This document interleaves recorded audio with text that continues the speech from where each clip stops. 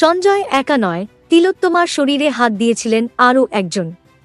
সামনে রিপোর্ট, বড নির্দেশ দিল হাইকোর্ট। প্রায় 1 বছর হতে চলল, আদালতে চলছে মামলা, চলছে তদন্ত। এরই মাঝে আর.জি. কর মামলায় নয়া মোড়। এবার সিএফএসএল দিল্লির রিপোর্টকে চ্যালেঞ্জ তিলোত্তমার পক্ষের ডিএনএ বিশেষজ্ঞ পার্থপ্রতিম মজুমদারের। কলকাতা হাইকোর্টে সিবিআইয়ের জমা করা রিপোর্টের পাল্টা রিপোর্ট জমা করেছেন তিলোত্তমার আইনজীবী, আর তাতেই সামনে হাড়হিম করা তথ্য, যা থেকে তদন্তের মোড় একেবারে ঘুরে যেতে পারে।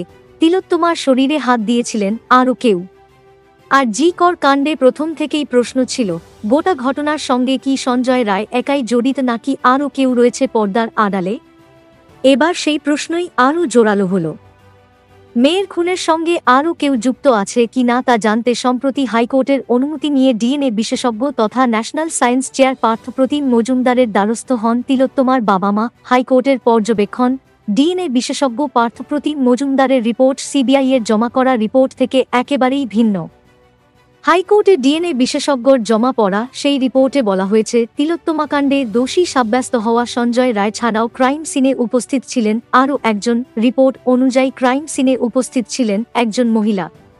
রিপোর্ট বলছে, ক্রাইম সিনে সঞ্জয় ছাড়াও অন্য পুরুষের উপস্থিতির বিষয়টিও একেবারে উড়িয়ে দেওয়া যায় না। তাহলে কি সত্যিই ক্রাইম সিনে একাধিক ব্যক্তির উপস্থিতির হদিস মিলেছে?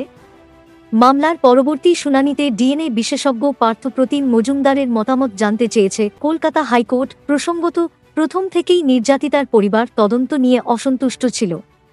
তদন্তে গাফিলতির অভিযোগ তুলে ফের তদন্তের দাবি জানিয়েছিলেন তারা। নির্যাতিতার পরিবারের দাবি ছিল, মূল অপরাধী সঞ্জয় ছাড়া আরও বেশ কয়েকজন সন্দেহভাজনকে তদন্তের আওতায় আনা হোক।